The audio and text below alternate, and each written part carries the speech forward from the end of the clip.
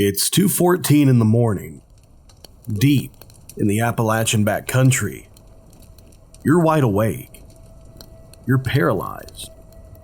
Because 6 inches from your face, separated by only a thin sheet of nylon, something is standing there. You've spent the last 10 minutes telling yourself it's a deer. You've told yourself it's a bear. You've told yourself it's the wind. But bears don't wear heavy boots. And deer don't stand perfectly still, waiting for you to unzip the door. And then, right against your ear, you hear the breathing stop. Welcome back to the other side, and if you enjoy spooky stories, you're exactly in the right place. There's a reason we go to the woods. We go to escape. We go to disconnect. We go to find that rare, beautiful thing called solitude. Especially in the Appalachian Mountains. Those hills are old. They feel welcoming.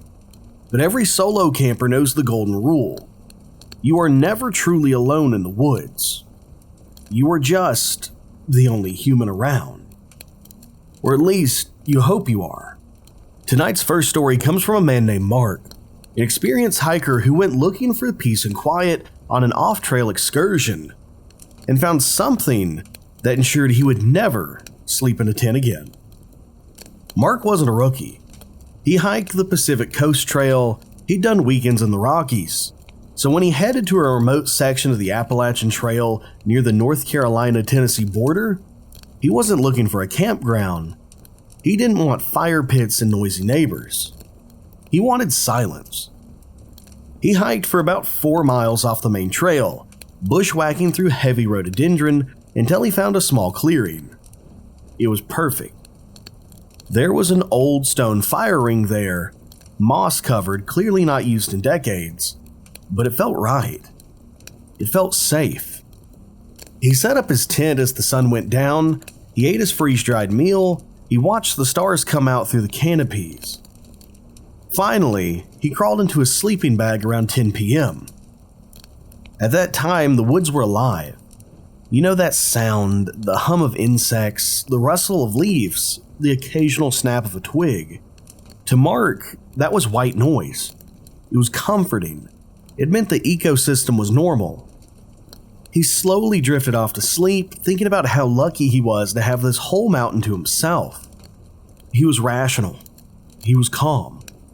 He had no idea that in about 4 hours, that rational mind was going to turn against him. Mark woke up at exactly 2:14 a.m. He didn't know why. He didn't have to use the bathroom. He wasn't cold. He just snapped awake. And the first thing he noticed was the silence. The crickets were gone. The wind had died. The Oz effect, that's what hikers call it, when nature goes quiet because a predator is near. Mark lay there, staring at the roof of his tent, straining his ears. Crunch. It was faint, maybe 50 yards out. Crunch. Crunch. Mark relaxed. It's just a deer, he thought. Just a deer moving through the brush. He closed his eyes, ready to go back to sleep, when it came again. Crunch, crunch, crunch. Mark's eyes snapped wide open. The rhythm was wrong. Deers meander, they step, they pause, they nibble, bears shuffle, but this was rhythmic. 2 beats, pause, 2 beats, pause, step, step, step, step. It was the cadence of a biped. It was the cadence of a man. Mark sat up, grabbed his knife, and called out, "Hello? I'm camped here." Silence.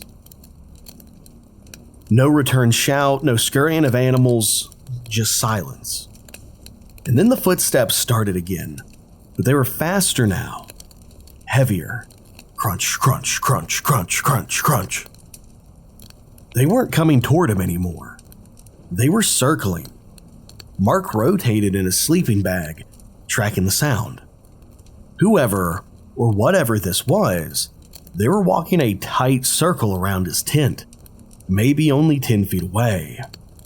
Round and round the footsteps went, and Mark held his breath. He didn't want to turn on his flashlight, and if he turned it on, he'd cast his own shadow against the tent wall. He'd be a silhouette. He would be a target. So he sat in the dark, listening to boots crushing the dry leaves. Circle 1, circle 2, circle 3, and then they stopped. They stopped right in front of the tent. Mark could feel the presence.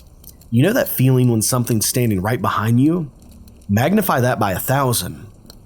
He was staring at the zipper of the tent door, and the zipper was the only thing separating him from whatever was standing there. And then he heard it.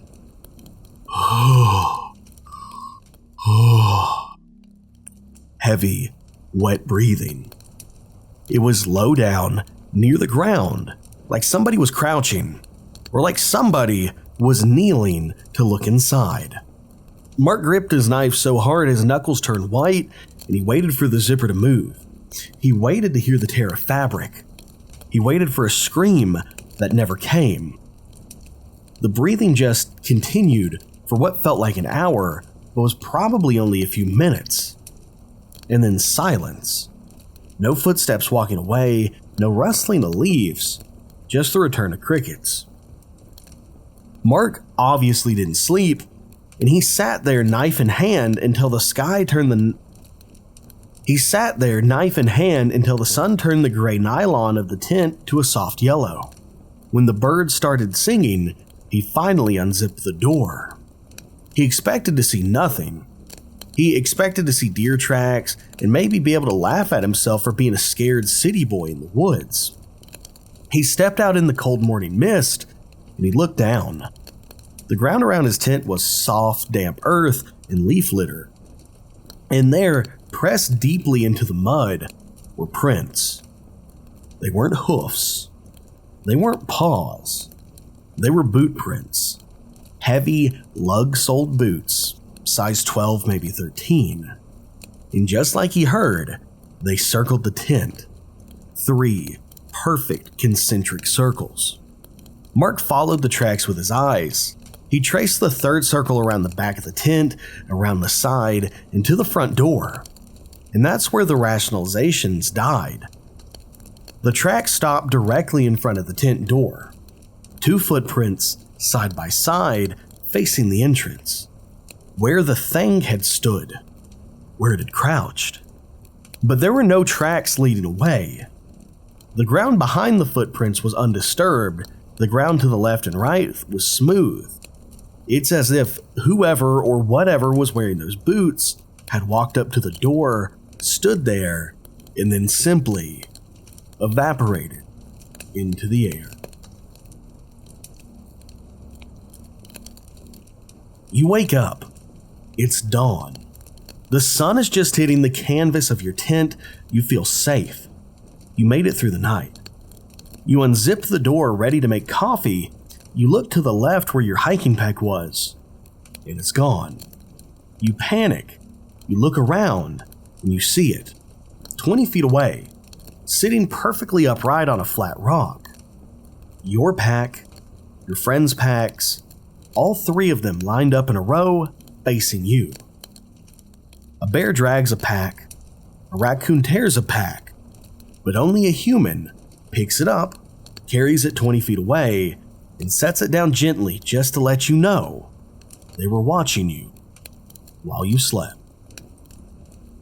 Alex, Ben, and Sarah were experienced. They weren't day hikers in sneakers, they knew the backcountry of Appalachia. They were 5 miles off the main trail, bushwhacking through dense laurel, looking for a spot that wasn't on any map. Around 4 p.m. they found it.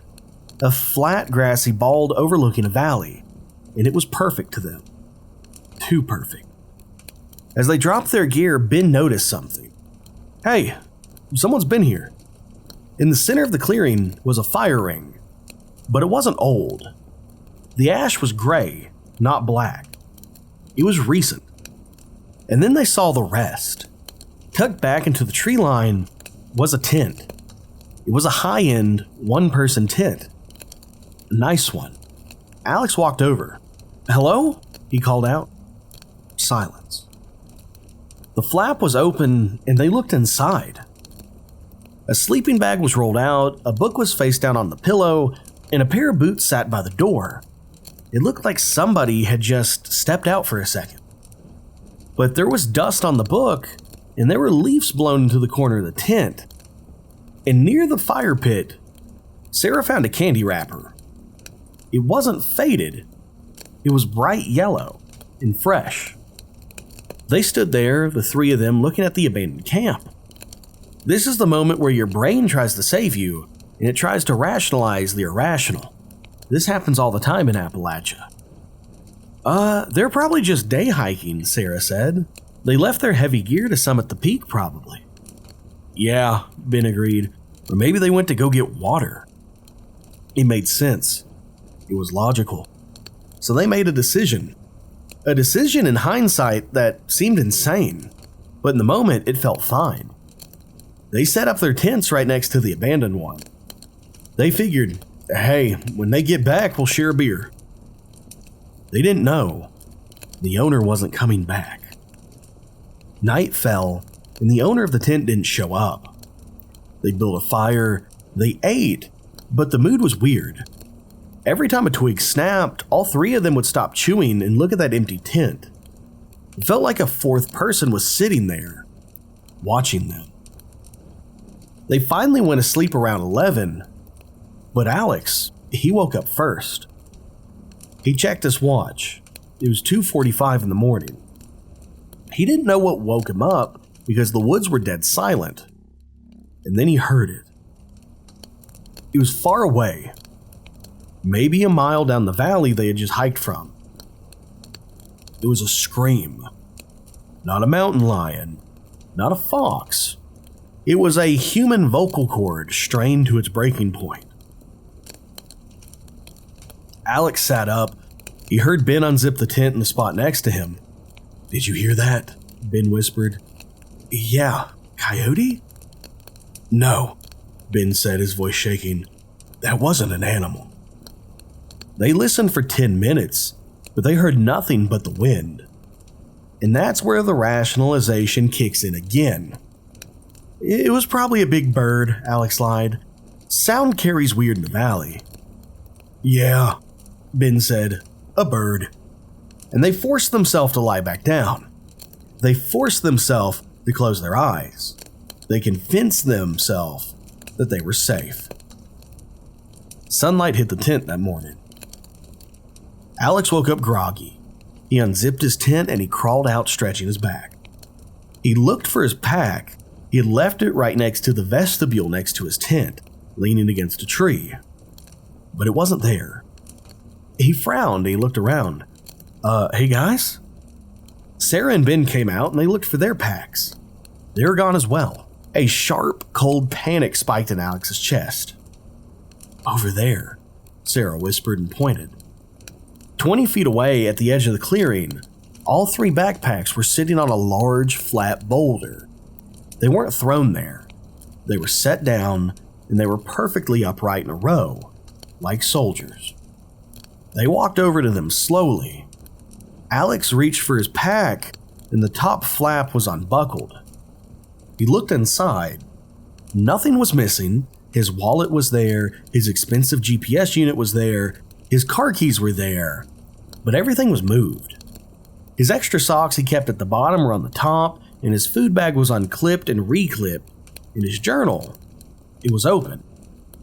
Someone hadn't just moved their bags, they had spent the night, while they slept feet away, silently going through every single thing they owned.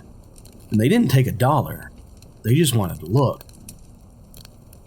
They didn't even make coffee. They threw everything into bags, messy, unorganized, and they ran. They hiked out 5 miles in record time, looking over their shoulders all the way. They expected to see somebody following them, but they saw nobody. When they got back to civilization, they went to the ranger station to report an abandoned tent. Then they told the ranger about the gear, the fresh wrapper, the scream, and the ranger's face went pale. He pulled out a file, and he asked, "You said you were near the ridge?" "Yeah," they said.